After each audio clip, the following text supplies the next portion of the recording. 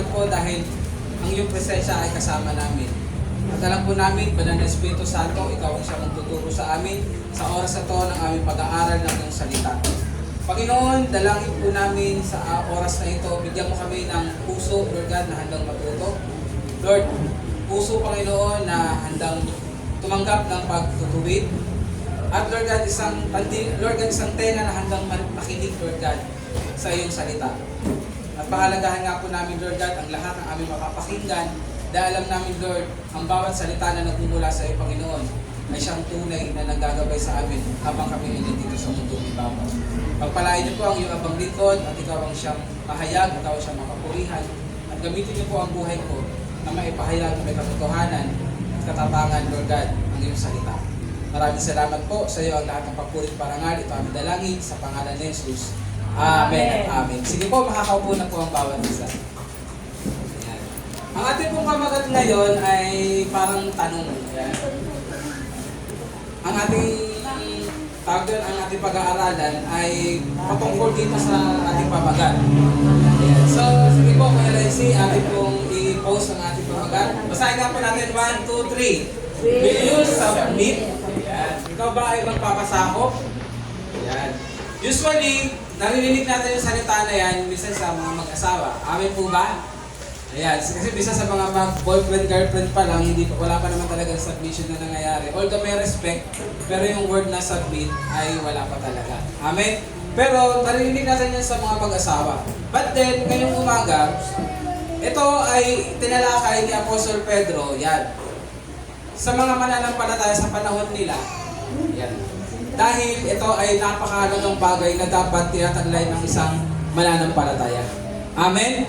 Sabi nga po, di ba, napag-aralan natin na nung isinulat ni Apostol Pedro itong, tawag doon itong unang Pedro o yung aklat ng Pedro, ang mga mananampalataya sa nasa Roma ay sila ay nakakaranas ng mga persecutions, nakakaranas din sila ng mga accusations.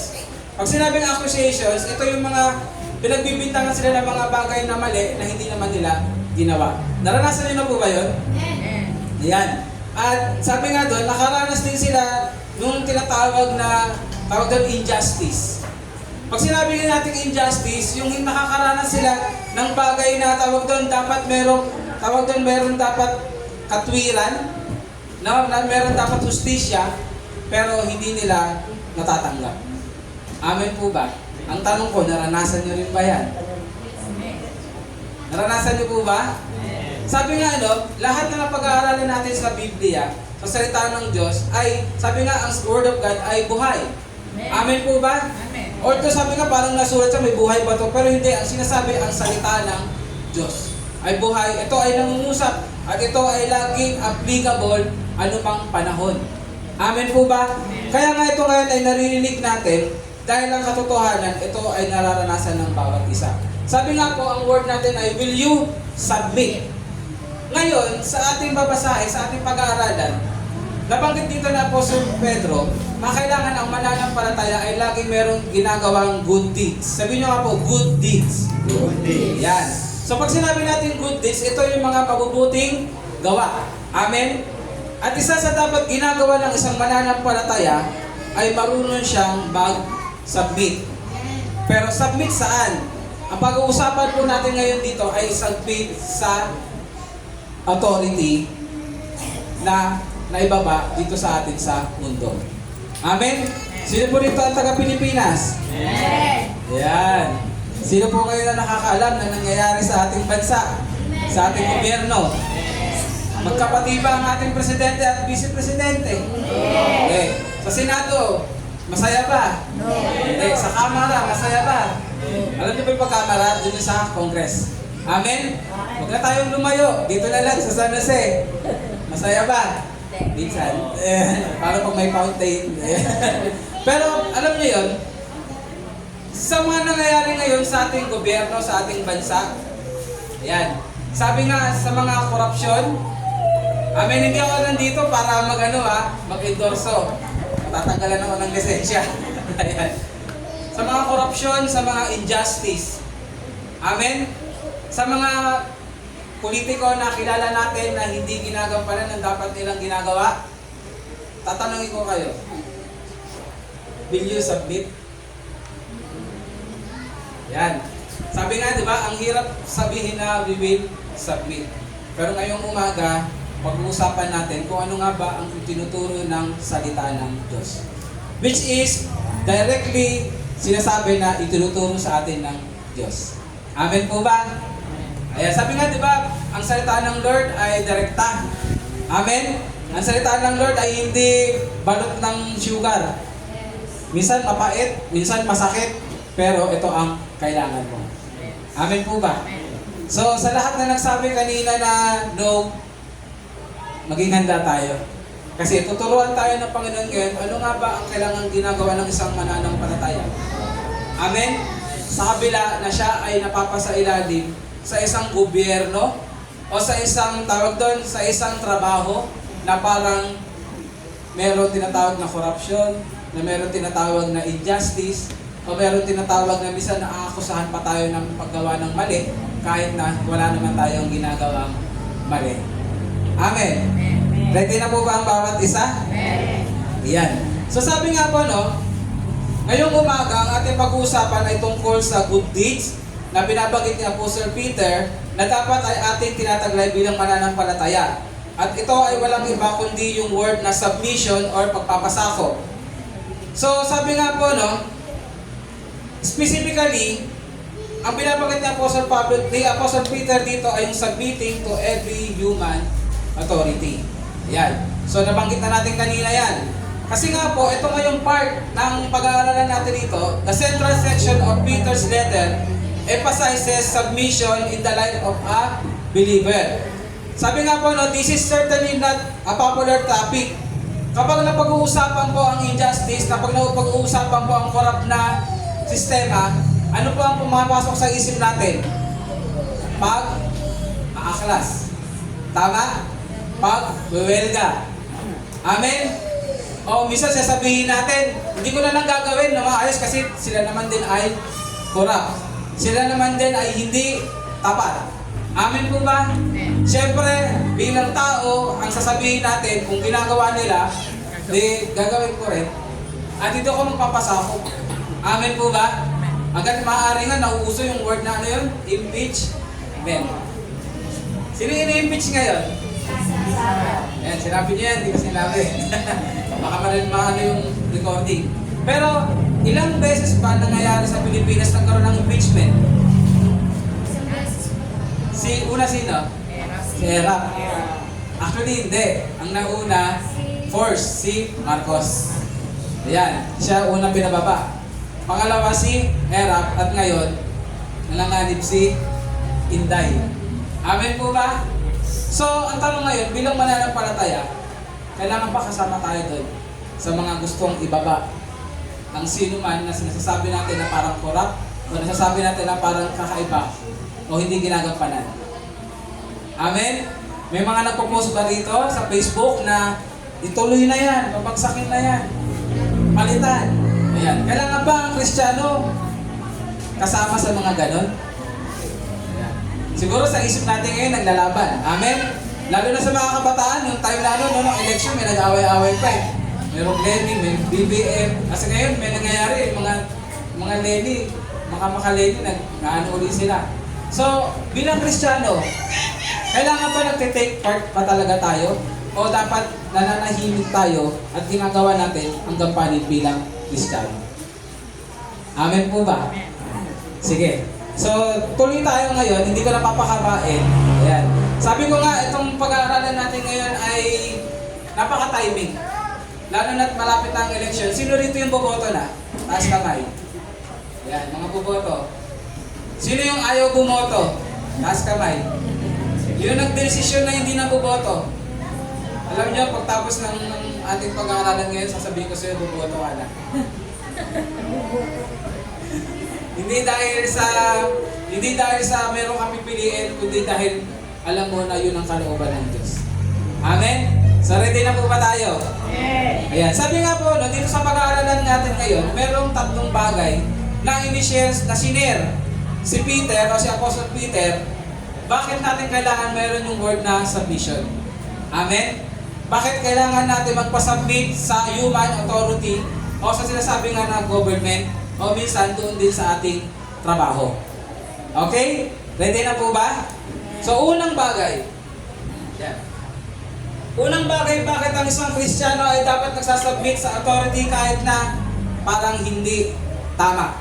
Okay? Ang pag-usapan natin dito, hindi basta magandang government Hindi basta mga tapat na mga, tawag doon, mga politiko.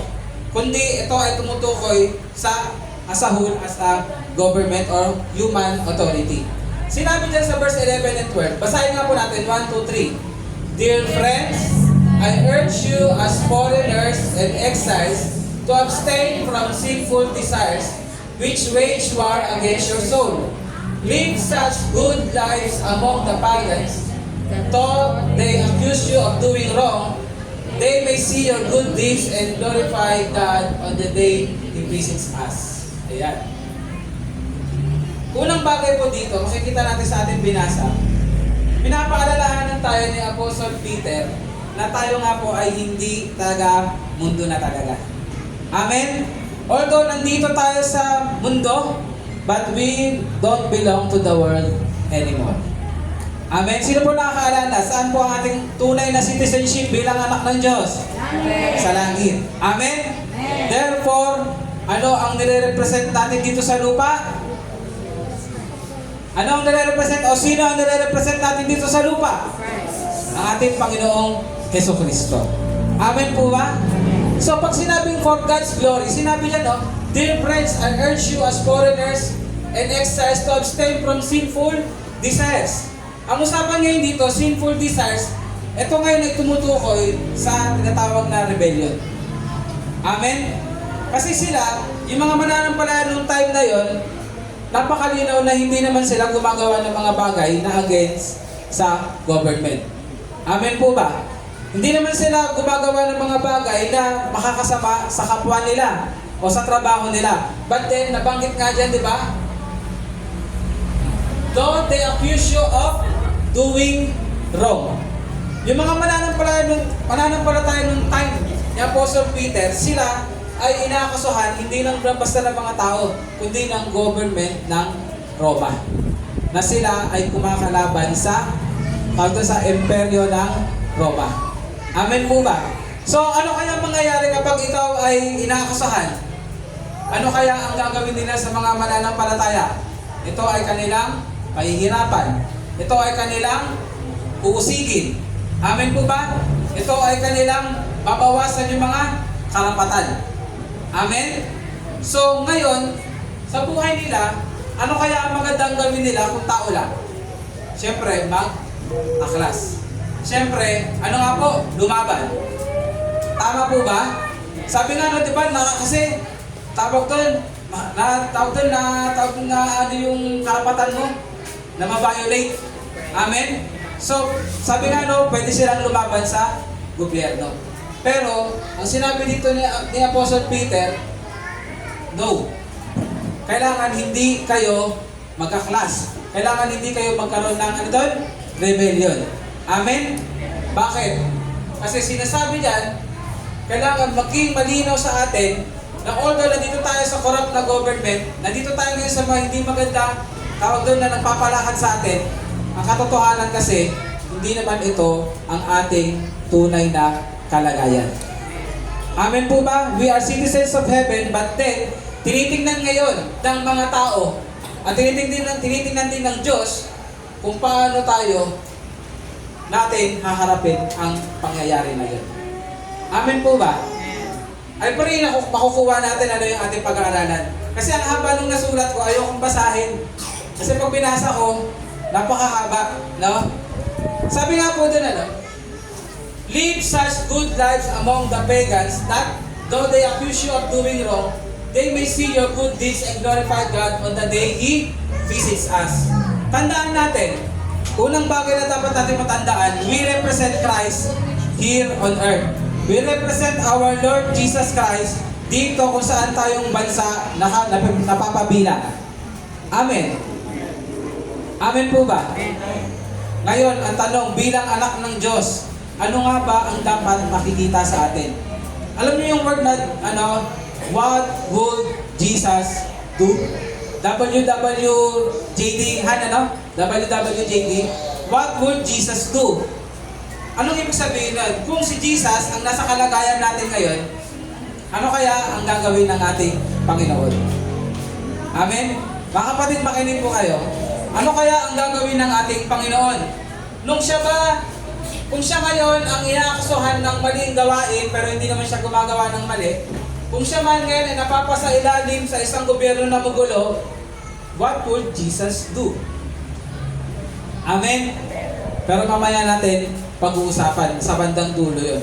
Pero ngayong umaga, sa point number 1 natin, dapat tayo ay magpag-submit sa authority. Bakit? Kasi ito ay para sa kalhatian ng ating Diyos. Amen po ba? Hindi dapat tayo yung nangunguna sa anumang mga gawain na pag-aaklas. Hindi dapat tayo nangunguna sa mga gawain ng paglaban. Amen po ba? Kasi alam naman natin na hindi yung nagpapakita ng good deeds. Amen po. Kaya nga mga kapatid, ngayong umaga, hanggat maaari, no? Sana wala rito tayo makita na kasama sa welga. Sana wala tayo makita dito ng mga kapatid na kasama dun sa mga anumang mga meeting di avance na ikaw ay talagang galit na galit ka pa kasi yung nasa harapan ay sinisiraan yung kabila. Amen? Amen po ba? Amen. Well, parang pastor naman, may 500 dun eh. Well, sabi pa nga, pag malakas sigaw mo, 1,000 eh. Bangay lang. May bigas pa. Mga kapatid, tandaan natin, tayong mga mananampalataya, we are peacemakers. Amen po ba? At dapat nakikita sa atin yung ano yun? Good deeds. Kasi nga, di ba, Matthew 5 verse 16, ano nga yun? Let your light shine before men. Di ba? That they may see your good deeds and glorify your Father which is in heaven. Eh kung si pastor nandun din. Di ba? Sabi, masarap pala magsimba ka ng pastor, laban kay ano. Kaya, di ba? Hindi dapat ganun. So, dapat po malinaw sa atin na anuman ang nangyayari sa gobyerno natin, mga kapatid, wala po sana makita ang Diyos sa atin na nakikita na kinakalaban natin yung pinupo niya sa trono. Amen po ba? Mga kapatid, nakikinig? Amen. Tandaan natin, oo, nagkaroon ng botohan. Sino dito yung bumoto last ano? Amen. Alam niyo, bumoto lang kayo. Bumoto lang tayo para ang katotohanan, ang Diyos ang nagbuklok sa pwesto. Amen po ba? At ang Diyos din ay may karapatang mag-alis. Huwag kang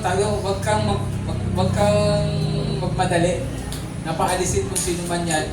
Huwag kang gumawa ng bagay na parang magpapabilis sa pagpapaalis ng sino man yan. Anong kailangan mo bilang Kristiyano gawin? Ito mga kapatid, ipanalangin mo yung nasa posisyon. Amen po ba? Kaysa labanan mo, kaysa sabihan mo ng masama, ang sabi ng Diyos, ipanalangin mo. Kailangan bilang mga Kristiyano, kung ano ang nangyayari doon, for God's glory. Sabi nga po, for God's glory. For God's glory. Ipanalangin mo ang mga nasa posisyon. Ayun ang better na ginagawa ng isang mananampalataya. Amen? Hindi yung kung saan-saan tayo nakikipag-usap at padagdag ng padagdag, sinisiraan natin kung sino man. Amen? Alam niyo si Pastor, tinuturuan din sa ganyan. Kasi ako, pagdating sa politika, minsan ako hindi man ako politician. Kaso anong napakano nung detalye, inaalam ko. Pero alam niyo po, at the end of the day, English yun. Yan. No? Talagang binabalik pa rin ako ng Lord na ipanalangin mo kung sino ang nasa posisyon. Kasi ayun ang tamang gawin. Ayun ang right thing to do. Amen po ba? Amen. So kung may mga magkaguluhan, sasabihin nila yung mga taga-FCC, yan. But yung mga taga-FCC, lahat na galit kay pero sila ang tatahimik lang. Amen? Lahat na, nagkakasuhulan na sila. Wala pa rin 500. Okay lang sa kanila. Amen? Amen. Bakit? Kasi sinasabi natin, lahat ng aming gagawin, kailangan magbibigay ng kalhatian sa ating Diyos. Amen. Amen po ba? Amen. Kaya magpapasubmit kami sa authority. Amen? Ibig sabihin ba nun, gagalangin natin sila kahit alam natin silang kurap? Gagalangin ba natin sila kahit alam natin na nagnanakaw sila o hindi sila maayos, magpalakad? Ito lang naman siya, gagalangin natin sila dahil alam natin sila yung nilagay sa pwesto. Amen? Pero hindi ibig sabihin ng mga kapatid, gagawin din natin o sasangayunan natin kung ano yung ginagawa nila mali. Malinaw po ba yun? Yan, pag-uusapan pa rin natin mamaya yan. So for God's glory. Sige, basahin ko yung iba rito. No? Sabi rito, Peter urges us to abstain from the passion of the flesh, which wage war against our souls. Sabi nga no, ang mundo sa paligid natin, iba talaga yung driven na desire, di ba? Sabi nga, ang driven na desire lagi ng mundo ay against the will of God. Amen? E di ba ang will of God lagi ay kapayapaan? Ang will of God ay lagi ay, sabi nga doon, ay kaayusan. Amen po ba? Ang will of God ay pagkilala sa mga nasa authority. Amen po ba? Pagkilala, sabi nga doon, magpa-under tayo sa magpasubmit tayo sa government. Alam niyo po ba, di ba napag-aaralan, di ba lagi na separation of the church and the government. Pero alam niyo po talaga, hindi naman sila magka-separate talaga eh. Kasi nga, ang mga nasa gobyerno, pag nanunumpa sila saan? Sa Biblia. Di ba? Sa Lord. Ayan. Kaya kapag hinabing separation of the church and the government, delikado. Kasi hindi magagabayan ng tawag doon, ng salita ng Lord, ng sino mang nasa gobyerno. Amen? Pero tayo mga mananampalataya, hindi dapat natin pinagbabalang bahala ang bagay na yun. Amen po ba? Ayan, parang ang nang pinag-usapan natin ngayon, medyo malalim na tungkol sa salvation sa government. Kasi napakahirap talaga eh. Pero alam ko, binigay ng Lord to ngayon para magkaroon tayo ng tinatawag na maayos na pag-iisip, maayos na pag-unawa, sabi nga na maayos na response sa mga nangyayari sa paligid natin bilang mga mananampalataya. Amen po ba? So, unang point natin doon, for God's glory. Tayo ay magpapasakop sa gobyerno, magpapasakop at kikilalanin natin kung sino man ang nasa posisyon. At hindi tayo makikisama sa anumang mga rally, anumang mga gawain na maaari magpatalsik o makasira sa sino man. Bakit? Kasi ang kailangan ginagawa natin, good deeds. Sabi nyo nga po ulit, good deeds. At ano yung nasabi kong good deeds na pwede natin gawin? Manalangin. Manalangin. Mga kapatid, ipanalangin natin kung sino ang nilagay ng Lord. Amen? Amen.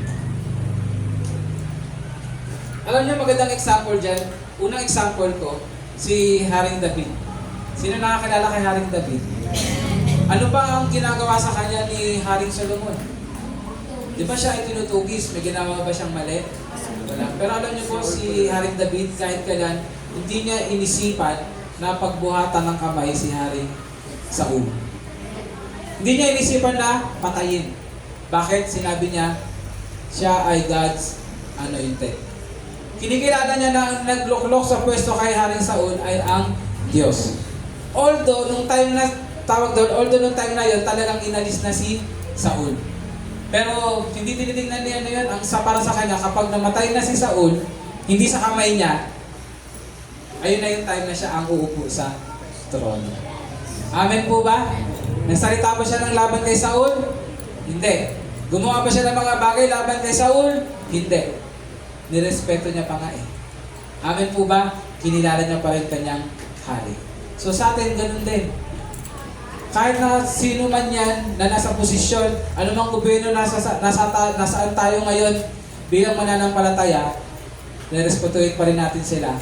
At sabi nga doon, ipapanalangin natin sila ng gabayan ng Panginoon. Amen po ba? Malinaw po ba yun? Bakit? Kasi it's all for God's glory. Ayan. So, gusto niyo po ba dagdagan ko pa? Hindi na.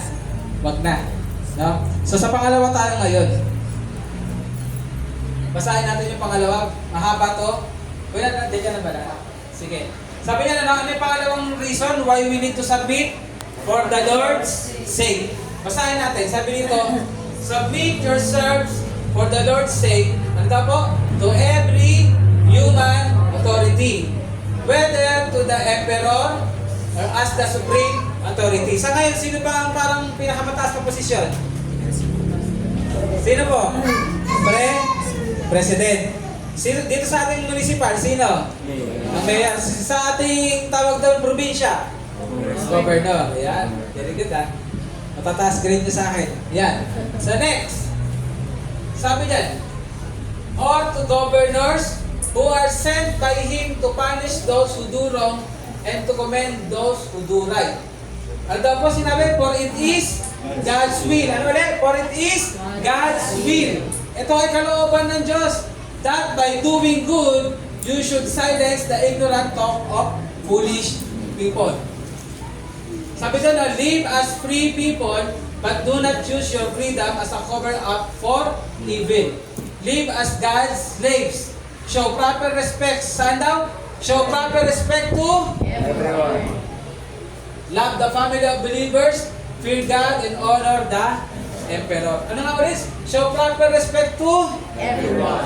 May sinabi pa dyan na magrespeto ka sa mga mabubuti lamang ang ginagawa. May sinabi pa dyan na irespeto mo lang yung mga alam mo na hindi corrupt. Ano sinabi? Show respect to everyone. Sa lahat ng nasa posisyon. Amen po ba? Minsan ang hirap, di ba? Pero ano sinabi ulit dyan? For it is, ano daw po? God's will. Ngayon, ang tanong, sino yung nagsabi kanina na ayaw, na tawag doon? Meron ba ito yung ayaw bumoto? Sana wala, ano? Kahit ayaw mong bumoto, kailangan mong bumoto kasi ayun ang kalooban ng Diyos. Kung mananampalataya ka, hindi mo sasabihin, ayaw akong bumoto kasi wala naman akong mapili eh. Wala naman akong gusto. Kailangan mong bumoto bilang isang mananampalataya. Bakit? Because it is God's will. Pero pag-usapan natin to. Peter was careful to point out that Christians in society are representatives of Jesus Christ. Amen po ba? Tayo ay mga representative ng ating Panginoong Jesus dito sa society. It is our responsibility to advertise God's virtues. Pag sinabing God's virtues, yung pag-uugali ng Diyos, yung gawain ng Diyos. Amen? Kasi nga, di ba sinabi dyan, for the Lord's sake. So this is especially true when it comes to our relationship to government and people in authority. Kung halimbawa makilala man, siguro hindi man tayo kilala ng mayor, kung halimbawa dumating ang panahon, halimbawa na lang si pastor, sa lugar namin, meron diyang dating konsehal. Ninong pa nga ninong nun. Sino ninong nun? May nagninong pa sa kanya eh. Alam niyo po, si Burot na, yan. Meron konsehal na nakakilala sa akin bilang pastor. At dati doon ang gawain natin. Amen? So nabanggit dyan, kamusta ang relationship natin sa ating community? Amen po ba? So sabi dyan, napakahalaga na nare-represent natin ang virtues ng ating Diyos sa mga mga taong nasa posisyon. Amen? Kapag binanggap din nila ang FCC, ano ang masasabi nila? Kung halimbawa lang nakilala tayo, ano nga ba ang dapat masabi nila sa atin? Alam nyo? Ay yung mga taga-FCC, example lang to ha, pero maganda kung sasabihin nila, yung mga taga-FCC, wala kami narinig na angal sa kanila. Alam nyo, nung nagbigay kami ng ayuda, kahit na buhay naman ako yun, hindi sila umangal na makunat nung naluto. Na kahit payo yung binibigay, hindi sila umangal. Na puro payo. Amen? Na kahit na ayaw nila, hindi namin nasabi na, dapat tanggalin yan. Ang lagi na bakit nila sa amin, pinapanalangin po namin kayo. Amen po ba? At hindi sila nangunguna sa anumang mga pag-aaklas dyan sa barangay, pag-aaklas dyan sa plaza o anuman. Amen po ba? Nakukuha natin mga kapatid, sa lugar natin, na pinabibilangan dapat mapakita natin kung paano natin nire-respeto ang mga nasa human authority. Amen po ba? Sabi nga po, as Christian citizens, we should submit to the authority na pinagkaloob ng Diyos. Amen? Ito ay pinagkaloob ng Diyos, hindi ito pinagkaloob ng tao. Mga kapatid, ito ay pinagkaloob ng Diyos. It is important that we respect the office even though we cannot respect the man or woman in the office. Oo, hindi natin kayang respetuhin yung ginagawa niya. Pero respetuhin mo siya bilang mayor, respetuhin mo siya bilang barangay captain, respetuhin mo siya bilang ano daw, yung mababa na sa posisyon bilang barangay tanod. Amen? Amen po ba? Amen. Nakasabihin niya, baka kasi meron dito na yung barangay tanod, lasing ko. Eh nung time na sinabi, curfew na mga kabataan, tapos pinagbawalan kayo, sabi mo, ito ako susunod sa'yo, lasing ko nga. Di ba? Gawa ka nga ng mali eh. Pero kailangan bilang mananampalataya, respetuhin mo, ay, posisyon niya yung tanod eh. So kahit ganun siya, respetuhin ko siya bilang tanod, kaya susunod ako, uuwi na ako kasi oras na ng curfew. Amen po ba? Simpleng example lang yun, pero mayroon pa mas malalaki. Amen po ba? Ayan. Sabi nga po, no, this doesn't mean blind obedience to unjust laws or practices, but it does mean that we live in a way that respects the order of society. Ibig sabihin, marunong tayong kumilala kung sino ang nasa posisyon. Meron nga po naging example. Ito po. Nung panahon na sila Daniel, sino po nakakilala kay Daniel at sa kanyang mga kaibigan? Di ba nung sila ay dinala sa Babylon? Actually, hindi nila dinesrespect yung hari. Pero nag-disobey sila sa law ng hari. Gusto ko pa makita ninyo. Hindi nila dinesrespect yung hari, kinilala nila, pero sila ay nag-disobey sa law ng hari. Pero nag-create pa sila ng habok o ng kaguluhan? Hindi. Ito pa yung example. Kasi noong time na yon, sila Daniel at kanyang mga kaibigan, kailangan, ang sabi ng hari, kailangan kumain sila ng masasarap na pagkain. Mga karne o ano bang hinahain sa hari. Amen? Pero alam kasi nila Daniel na yung mga pagkain na yun inaalay sa idols. Kaya ang sabi nila, bigyan sila ng pagkain ng mga, ano daw? Gulay lang. Gulay lang. E sinabi ngayon ng tagapagbantay, baka patayin ako ng hari. At baka kayo rin ay mapahamak. Kasi ito ay utos ng hari. Sinabi nila Daniel, kinikilala nila ang hari. Hindi nila sinasabi na, hindi nila pagkain ng karne ay hindi nila kinikilala ang hari. Ito ay kinikilala nila ang hari, pero sabi nga nila, ito ay laban sa kanilang pananampalataya. Amen. Kasi alam nila na kapag tawag doon, hinihain o tawag doon, hinahandog sa mga idolo, ito ay hindi para sa Diyos. Kaya naman ganito ang naging kasunduan. Sinabi nila, subukan nyo kami sa loob ng 10 araw. Kung kami ay pumayat, kung kami ay humina, ano daw, kakain sila nung binibigay sa iba. Sabi nung tagapagbantay, sige, subukan natin yan. So after 10 days, nakita nila na iba ang katawan nila Daniel doon sa mga kumakain ng pagkain ng hari. Sila ay mas maganda ang itsura. Amen? Sila ay mas matatalino. Sila ay mas malalakas. Alam niyo kung ano nangyari doon? Oo, kinilala nila ang hari, pero they disobeyed the law. Hindi sila nag-create ng habok. Maayos na naging usapan. Ang nangyari, yung mga pinapakain kina Daniel, ngayon na din yung pinakain sa iba. Amen? Ang tanong ko ganito, dinaan ba sa dahas nila Daniel? Sinabi ba lang, hindi! Laban yan sa aming pananampalataya! Kaya kahit kailan hindi kami kakain over our dead body. Ganun ba? Sinabi ba nila, lahat ng mga Israelita Magkaklas tayo kasi dapat hindi tayo kumain ng pagkain na inihahandog sa mga idols. Ganun ba yung ginawa nila? Hindi. Kinilala pa rin nila ang hari. Amen? Although nag-disobey sila sa law kasi laban na yun sa pananampalataya nila. Pero sa maayos na paraan. Amen po ba? Alam ko sa bawat isa sa atin, meron tayong mga gustong mabago sa gobyerno. Amen? Meron bang gustong tumakbo dito? Pag-pray natin. Baka pero wag natin dadaanin sa dahas. Especially din kung may mga times din na ito ay lalaban sa ating pananampalataya. Amen po ba? Alam ko nakakarinig tayo na ano yung mga sinusunod ngayon na batas? Diborsyo? Ano pa? Yung pantay-pantay na pagkailala sa mga LGBTQ. Di ba? Ano pa? Abortion? Alam nyo ba yon? So, bilang mananampalataya, dapat ba mag-rally tayo dyan? Na ayaw namin yan, labang kami dyan. Mga kapatid, hindi natin kailangan gawin yun. Kasi mag-create yun ng kaguluhan. Anong kailangan natin gawin? Sumunod pa rin tayo sa mga batas na tama.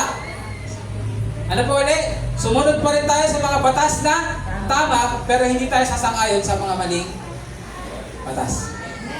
Pero hindi ibig sabihin nun na makikipaglaban tayo. Ano nga uli ang gagawin natin? Tayo ay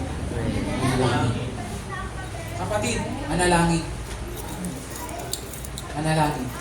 Ipag-pray mo, Lord. Alam ko po, ikaw ang Diyos ng katwiran. Ikaw ang Diyos ng kaayusan. Mahal mo ang Pilipinas. Alam ko na ang pinag-isa ay hindi kailanman paghihiwalay ng sino man. Kaya Lord, dalangin ko po, huwag ma-approve yung divorce. At ang buhay ay mahalaga sa iyo. Kaya po, Lord, huwag po ma-approve ang abortion. Amen po ba? Kailangan mo ba pumunta dyan pag may nag-arali ng mga LGBTQ? Kailangan pumunta dyan? Alam nyo, ito lang minsan nakakatuwa tingnan, may mga matatapang talaga. Pero ang tanong ko sa inyo, kapag may nag-arali dyan ng LGBTQ sila, as ikaw ay pupunta ka rin dyan, haharapin mo sila. Sa tingin mo ba, you are showing God's love o pinapakita mo that ikaw ay opposing sa kanila? Alam nyo, totoo, mas makikita nila yung oppose. Hindi nila mararamdaman yung love. Amen po ba? Kaya hindi dapat kung nagparada sila, sige magparada sila, hayaan natin. Anong kailangan natin gawin sa ating mga tahanan? Mag-pray. At kapag nabigyan tayo ng pagkakataon, hindi dapat tayo humaharap sa harapan nila na parang pinamumukha sa kanila. Papunta kayong impyerno, papunta kayong impyerno. Amen? Kailangan maging malumanay tayo. Amen po ba? Nauunawaan natin kung ano yung pinagkaiba ng isang pagiging mananampalataya for the Lord's sake. Hallelujah. Sabi nga po doon, Peter argues that we submit not because the authorities are always right. Hindi naman sila laging tama. Tama? Kahit nga tayo sa bahay Tama ba lagi ang magulang? Tama lagi ang magulang? Hindi. Mga anak ko nga, minsan talaga sabihin nila, kasi sabi naman ni Julie sa akin, titingnan lang ako. Ano yung sabihin nun? I-admit mo na nagkamali ka. Pero ibig sabihin pa rin yung mga anak ko, lalayas na kami, hindi ka pala magaling na tatay. Mag-well ka kami, palitan kang tatay.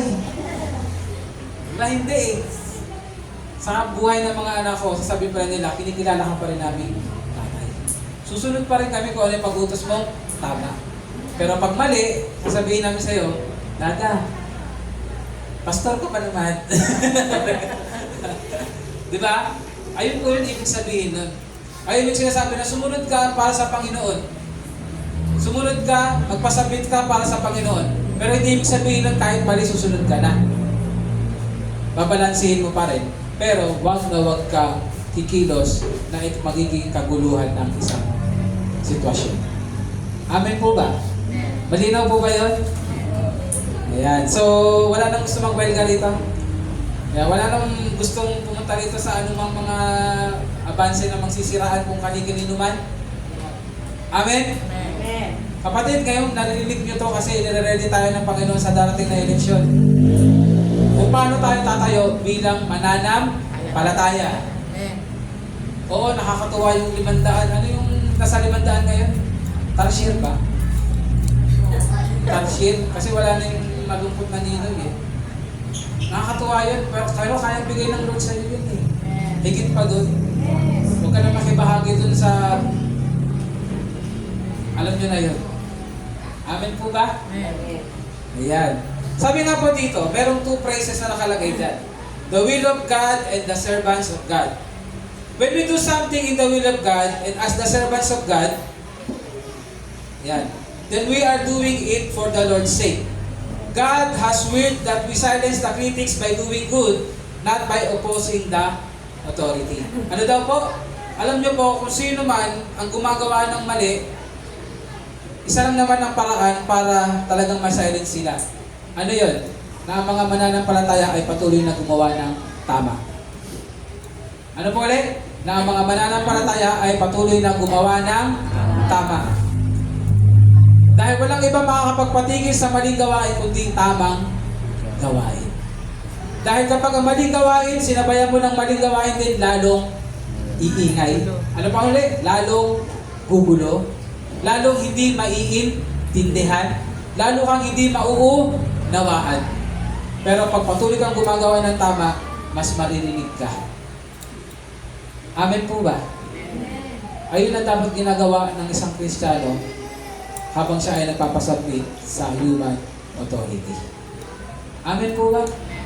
So, usapan na rito ay bilang magiging mamamayang Pilipino, mga kapatid. But then, mamamayang Pilipino na nagrepresenta kay Kristo. Amen? Pwede na ba ako magsalita sa mga meeting de avance? Pero, wag na. Matatanggalan tayo ng lisensya. Ayan. So, sabi dyan, next kuya, meron po. Ayan. So, pangatlong example, bakit kailangan natin magpasubmit sa authority? Kasi ito ang ginawa ng ating Panginoong Jesucristo. Amen?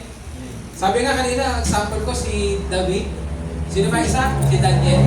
Pero ang pinakamagandang example si Jesus Christ.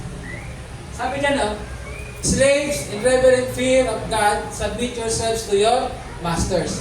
Not only to those who are good and considerate, but also to those who are harsh. Sino dito yung, wala naman ng slaves ngayon, di ba? Ano nang tawag sa atin? Employees. Sino dito yung mga employees? Taas kamay. Ayan. Lahat ba ng boss nyo ay mababait o meron din talaga ang hirap ispilingin?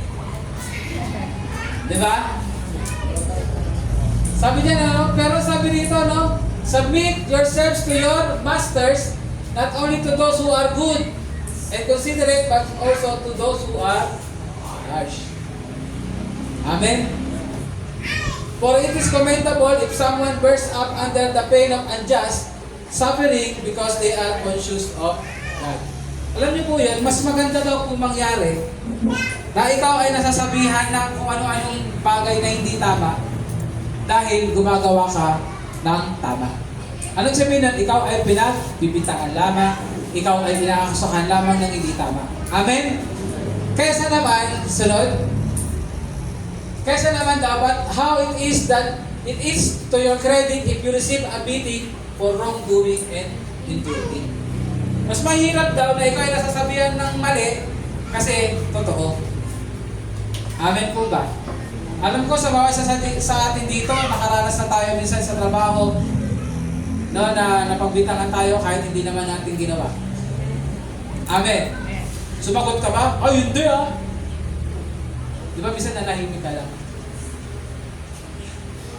Sa pananahimik mo, natanggal ka ba sa trabaho? Hindi. Sabi ko sa'yo, pag di ka nanahimik, lumaban ka, tanggal ka sa trabaho. At hindi pa nangyari na, tawag din, hindi pa nangyari na lalabas ang katotohanan. Amen po ba?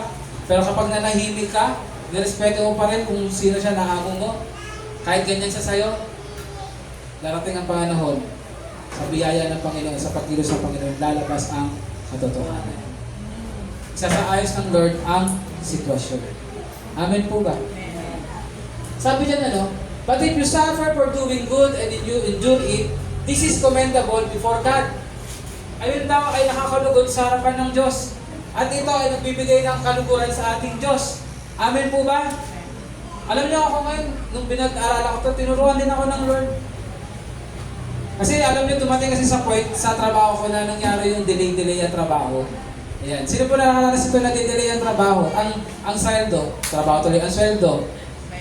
Diba? Alam mo, kailangan mong bayaran. May bayaran ka dapat sa oras na to, pero yung sweldo mo, gabi na dumating. Talagang sabi ko, nagchat-chat na ako dun sa na bakit gano'n? Dapat inaayos yung yung ganyan. No? Pero, nung narinig ko sila na nagtatalo-talo yung mga kasama ko sa trabaho, nag-remind sa akin ng Holy Spirit. Alam nila, pastor ka eh. Alam nila, dapat bilang Kristiyano, dapat ikaw yung una nila nakakita ng ano yun, yung patience. Ano ba? Understanding. Ano yung time na yun, para akong binuhusan ng malamig na tubig eh. Napahiya ako sa harapan ng Diyos. Sorry po, ang angal ko. Eh, dadating naman yung sweldo, delay nga lang. Na para namang hindi na ako binigyan ng sweldo, yung nag-ugali ko. Ayan, so habang nag-uusap sila, dapat may sasabihin pa ako, talagang nanahimik na lang ako. Hindi na ako nagdagdag pa na namang sabihin. Tapos ang nangyari na lang, ito ang nangyari, meron sila yung tinatawag na anonymous feedback. Pag sinabi anonymous feedback, hindi ka kilala. Pero mag-feedback ka, babasahin nila. Doon na lang ako naglagay. Ang sinabi ko na lang, sana po sa susunod ay magawa po na mas early ang sweldo. Ayan. So maayos, di na yung dati, gusto ko sana kasi isabihin bakit ganun? Kami ay nagtatrabaho on time, kami di na-delay, di ba? Pwede mo sabihin, bakit yung sweldo? Delay. Amen? Parang karapatan natin sabihin, kaso nga lang maganda ba yung magiging impact? Kasabihin pa sa atin na grateful to o hindi? Amen? Pero dahil tinurol ako ng Lord, ang sinabi ko na lang sana po sa susunod, mangyari po na maging maaga ng sweldo. Praise God, kasi after 2 months, nangyari na po yung pinag-pray ko. Ngayon po yung sweldo sa trabaho, hindi na po siya umaabot ng gabi. Ayan. Sumasweldo po kami, alas 6 pa lang ng umaga. Amen? So, hindi siya nag-create ng habok, hindi siya nag-create ng kaguluhan, o anumang hatred sa puso ng mga kasama ko sa trabaho dahil napigilan nga yung sarili. Amen?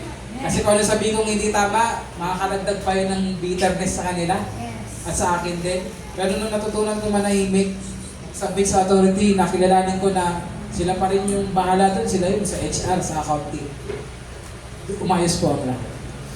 Amen po ba? Nakukuha natin yung example. Ayan. So sabi nga po, bakit nga ba ngayon binanggit ng ating Panginoong Yesus ang pinakamagandang example? Ito lamang po. Ang Panginoong Yesus natin, nung siya ay nandito sa lupa, isa po sa katotohanan, wala po siyang na-violate na anumang batas ng imperyo ng Roma. Wala rin siyang violate na anumang batas ng Biblia. Amen po ba? Pero anong ginawa kay Kristo? Ang daming pag-aakusa sa Kanya ng mga maling gawain. Amen. Ang daming mga sinasabi sa Kanya ng mga maling parata. Ano ba mga sinasabi sa Kanya? Pero may nabasa ba kayo na ating Panginoong Yesus ay nagtawag ng mga anghel sa langit at sinabi niya, wasakin ang mundo? May nabasa ba kayo na sinabi ng Panginoon, gagather ko ang lahat ng mga followers ko at patutumbayin natin ang Roma, ang imperyo ng Roma? Ito pa, mayroon ba kayong nabasa na nagsalita ang Panginoong Yesus laban sa gobyerno ng Roma? Amen. Ito sasabihin ko sa inyo, si Jesus, napakagaling niya talaga. Bakit? Kasi si Jesus, taxpayer. Ano ulit? Si Jesus, taxpayer. Dito, sino sa inyo yung umaangal pag nakita niyo sa payslip niyo ang taas ng tax? Ito laki ng tax. Nag-overtime pa ako, napunta lang sa tax. Pero si Jesus, taxpayer. Diba, natatandaan niyo yung pinakuha niya si Pedro nung yung isda? At nakuha doon sa isda yung pera. Sabi niya, ibayad mo yan na tax para sa akin at sa iyo. At nung tinanong din siya, kailangan kayo na ba dapat magbigay kay Caesar? O diba? Sabi niya, ibigay mo ang para sa Diyos at ibigay mo ang para kay Caesar. Amen po ba? Sinabi ba ni Jesus, hindi? Mataas ang authority ng Diyos, kaya hindi na dapat tayo magbigay kay Caesar. Ganun ba sinabi ni Jesus? Hindi. Sabi ni Jesus, ibigay mo ang sa Lord, ibigay mo ang kay Caesar. Kahit kailan si Jesus, kahit na ang nararanasan niya dito sa mundo ay injustice, kahit na ang nararanasan natin Panginoon ay hindi siya kinikilala at sinasabihan siya ng mali, Mga kapatid, ang ating Panginoong Yesus, hindi siya kumalaban. Ang katotohanan, ano nga ba sinabi? He fulfilled the law. Amen po ba? Kasi nagpasubmit pa rin siya sa authority nino, unang-una sa Diyos Ama. Amen po ba? Ulitin ko, nagsubmit si Jesus sa authority ng Diyos Ama. Inantay niya ang pagkakataon. Alam niya, kikilos ang Diyos. Alam niya, may justice sa Diyos. At hindi niya ito kailangang ilagay sa sarili niya kamay. Amen po ba? Mga kapatid, ayun po ang pinakapulot dulo bakit sinasabi that we need to submit to authority. We need to have that submission kasi unang-una tayo ay representative ng Lord dito sa lupa. Kailangan tayo ang pinakakitaan ng good deeds. Amen? Ng kapayapaan, ng kaayusan, ng respeto, at paggawa ng nararapat. Amen po ba? Pangalawa, at pinakamahalaga, dahil ito ay pagkilala natin sa Diyos Ama. Na alam natin na meron mang lawlessness dito sa mundo ngayon, meron ba mga corruption na nangyayari, sa tamang panahon ng Diyos, darating ang justice. Amen po ba? Pero wag na wag mawawala ang pagkilala mo sa sino mang inuupo ng Diyos sa pwesto. Amen po ba mga kapatid? So, anong related nito ngayon sa election na darating? Mga kapatid, simple lang naman sinasabi diba lagi sa patalastas, ano yan? Maging matalino sa pagboto. Paano ka magiging matalino sa pagboto? Paano tayo magiging matalino sa pagboto? Humingi ka ng direksyon at gabay sa Panginoon. Amen po ba? Kaya nga marami nasira, ito, sabihin ko na ngayon, kaya nga marami nasira mga relasyon ng mga magkakapatid sa pananampalataya noong time ng kay Lenny at kay Bongbong Marcos. Alam niyo kung bakit? Kasi nagkaroon ng idolo. Ina-idolize nila si Bongbong, ina-idolize nila si Lenny. Amen. Umamin na kung sino gustong umamin at mag-amin.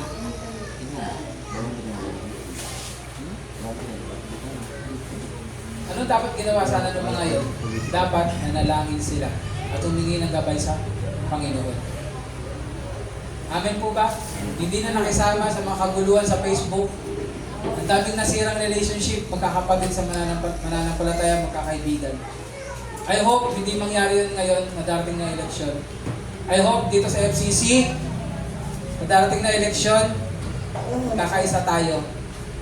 Hindi nang isang boto ha, kundi magkakaisa tayo na ipag-pray natin at hingin natin sa Panginoon. Gabayan tayo kung sino ang dapat natin iboto. Individually. Amen po ba? Amen. At ire-respeto natin ang desisyon ng bawat isa. At kung sino man ang maluklok sa pwesto, hindi natin kakalabanin, hindi natin i-oppose, kundi ating ipapanalangin, ating susuportahan. Amen po ba? Amen. Ating kikalalanin. We will submit to the authority because unang-una, we submit to God's authority at dahil ang gobyerno ay in-establish ng Diyos, kaya tayo ay magpapasubmit din sa authority natin. Amen po ba? Ito ang gawain natin bilang pananampalataya. Iba dapat tayo. Amen. Oras na yan.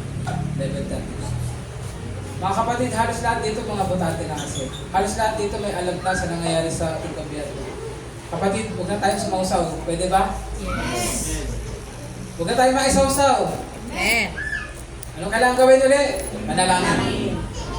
Manalangin, patuloy na gawin ng tama. Amen? Sabi mo sa katabi mo, ipag-pray mo. Ang mga nakaupo sa trono, sa gobyerno. Patrono na tuloy. Ayan. Ayun kasi gawain natin bilang mananampalataya. Kapatid, kaya nga mahalaga yung prayer meeting Alam niyo ba sa prayer meeting, may part talaga ito, pinag-pray natin ng mga government officials. Pinag-pray natin mula sa pataas hanggang sa pinakamababa. Bakit? Kasi ayun ang dapat ginagawa natin para sa Panginoon. For Christ's sake, for God's glory. Amen po ba? Amen.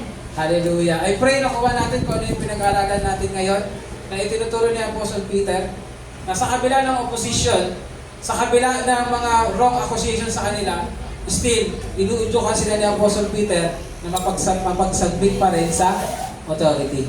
Na huwag kumalaban, bagkos gawin ng tama, dahil sa paggawa nila ng tama, masasilence nila kung sino yung mga nag-accuse sa kanila ng wrong.